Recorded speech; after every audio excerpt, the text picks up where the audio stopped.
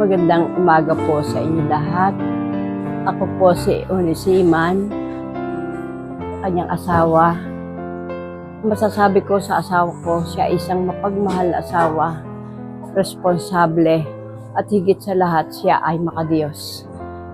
Siya ay nagsilbi sa aming barangay sa kanyang pagiging public servant, konsehal ng halos 3 termino. Higit sa lahat, siya ay maraming alaala na naiwan sa akin dahil siya ay makikita kong tunay at mapagmahal na asawa para sa akin. Ang isa pa na natutuwa ako sa kanya, siya ay naging lingkod ng aming simbahan.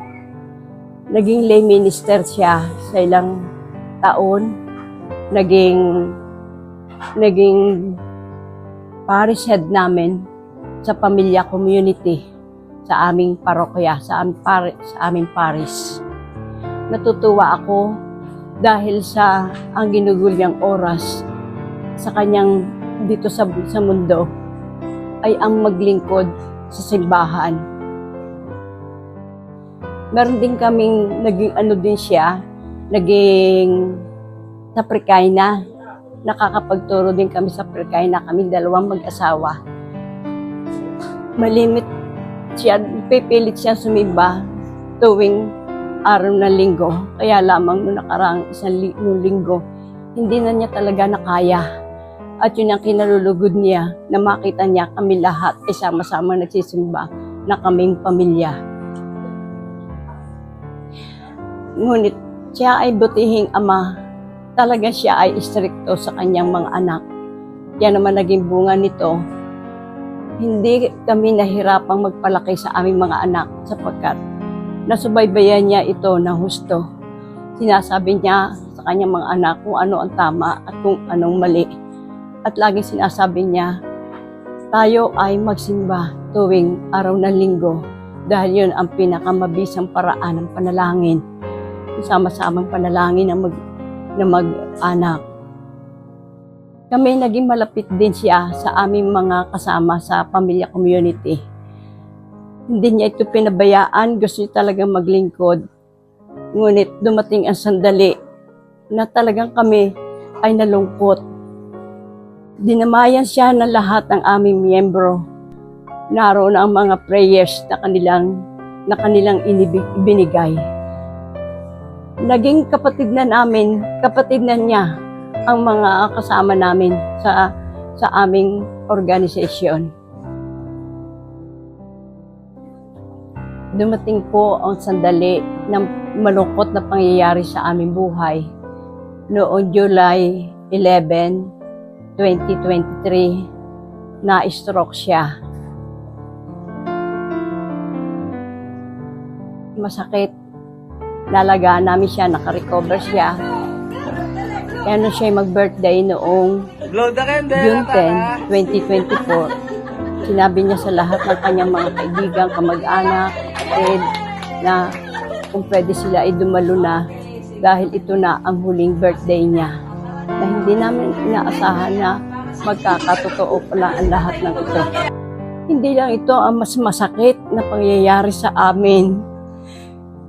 Noong September, kalagitnaan September, hindi namin alam na siya pala ay merong bukol sa atay, na yun pala ay cancer na sobrang ikinagulat ng aming pamilya.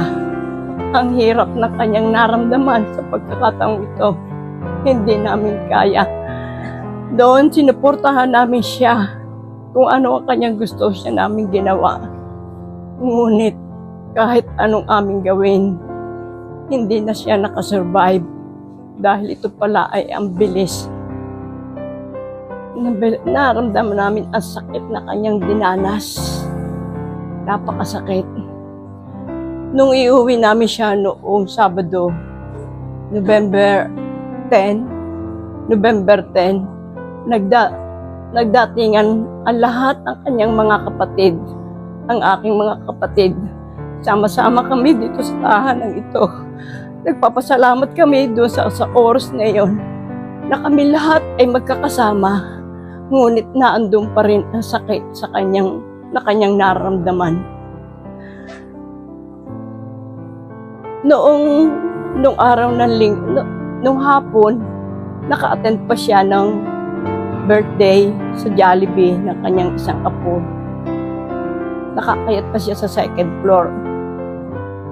Masakit na yun, pero tinitiis pa rin niya. Kaya lamang na kami makauwi dito, hindi niya kaya talaga ang sakit. Naramdaman sakit.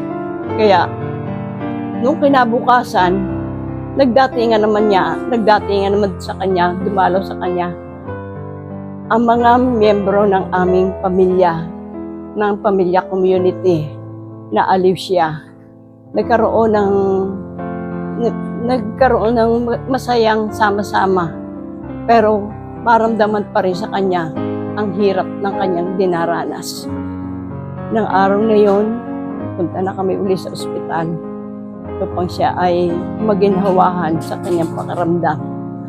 At ang pinakamasakit sa lahat, nasabihin ng doktor na wala na talaga, hindi na makakaya ng mga bagay na iyon na lubos na nagpahirap sa amin. Tunay nga po, sa pagkakataong to, kung kaya laang namin ibigay sa kanya ang alwan, ay aming gagawin. Pero hindi namin kaya.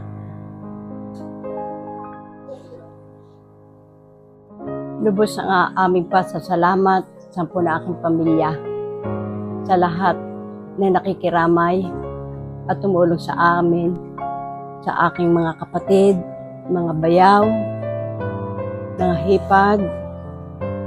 Malaking bagay ito para sa amin. Kaya higit sa lahat, ay papasalamat ako sa pagmamahal at pag-ibig na binigay na aking asawa sa aming pamilya. Doon ko nakita ang kanyang lakas. Lakas niya na kahit masakit, hindi niya ipinaramdam sa amin. Ngunit naramdaman namin. Tinatago niya ang sakit, pero alam namin masakit na masakit. Ngayon, wala na siya. Paalam, mahal ko. Mahal na mahal ka namin. Hindi kayang banggitin ang aming mga labi. Paalam, mahal kong asawa. Hindi na kita makikita, hindi ko na makikirinig ang iyong mga daing. Hindi ko na makikita yung paghihirap. Ngunit ngayon, alam ko na nasa kamay ka na ng Panginoon. Na doon ay puro ligaya na ang iyong mararamdaman. Wala nang hirap. Paalam, mahal kong asawa. Salamat sa pag-ibig mo. Sana'y hanggang sa muli nating pagkikita. I will love you always. And I promise I'll give you the best, my love. You mean more than life to me. And I love you more than words can say.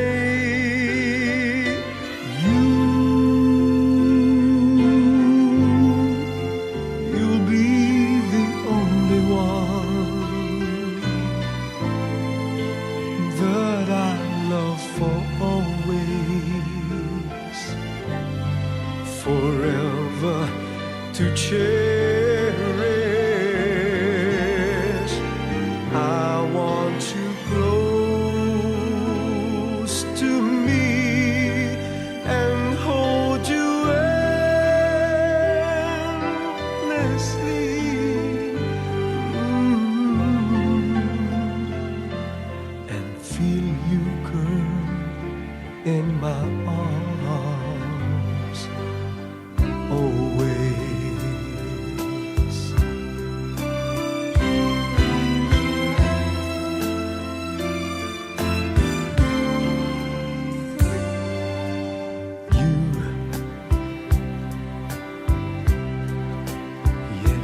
You are my sunshine. You are the reason I breathe for, and there's nothing I want more. I need you. I need to have you in my life. I want you always by my side, now and for always. Whisper these words to me, that we would always be together. Just you and me forever. I want to spend with you, baby, my whole life through. Every moment loving you.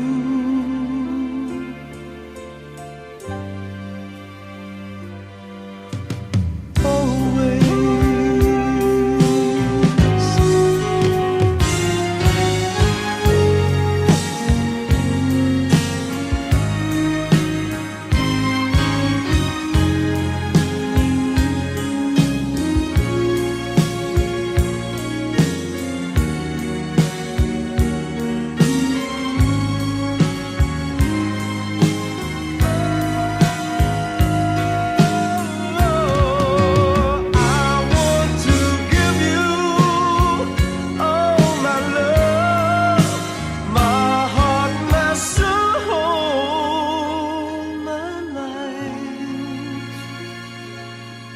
Everything that I am,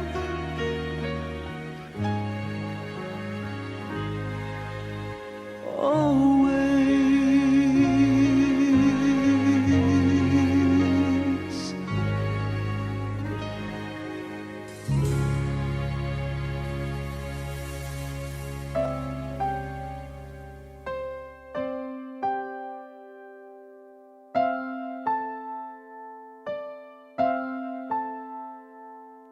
Ilang ulit mo na itinatanong sa'kin kung hanggang saan, hanggang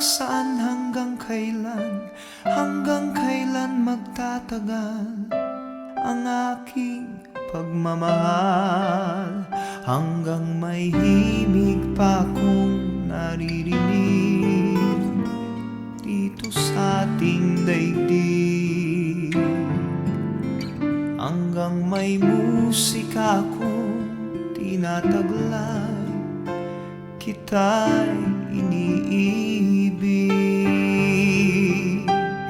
Giliw, huwag mo sanang isipin ikaw ay aking lilisanin.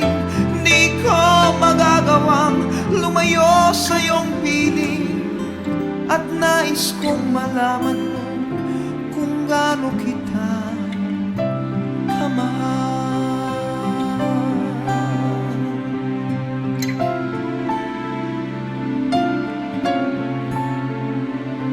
Hanggang ang diwa ko tanging sa'yo lang mamahalin kailanman. Hanggang pag-ibig ko'y hanggang walang hanggan, tanging ikaw lamang. Hanggang may himig pa akong naririnig dito sa ating daigdig, hanggang may musika akong tinataglay, kita'y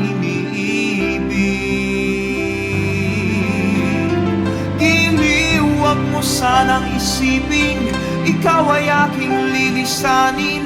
Di ko magagawang lumayo sa iyong piling, nais kong malaman mo kung gaano kita kamahal.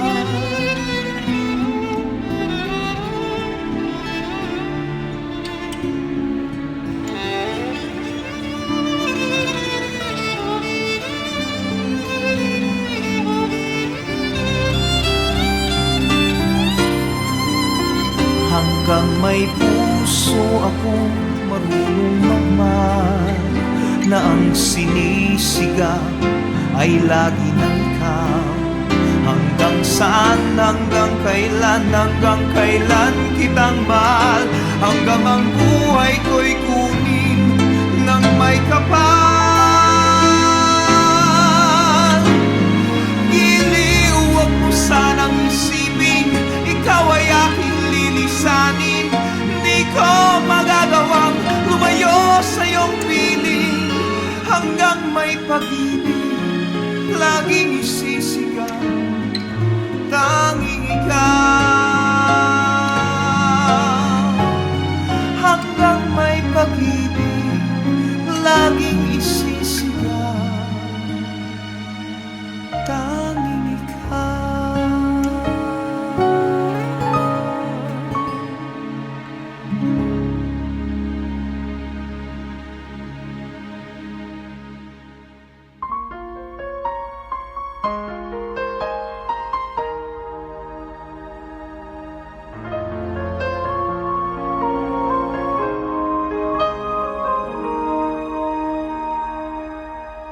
Wish I could be the one who could give you love, the kind of love you really need. Wish I could say to you that I'll always stay with you, but baby, that's not me. You need someone willing to give their heart and soul to you. Promise you forever, baby, that's something I can do. Oh, I could say that I'll be all you need, but that would be a lie. I know I'd only hurt you, I know I'd only make you cry. I'm not the one you needed. I love you. Goodbye.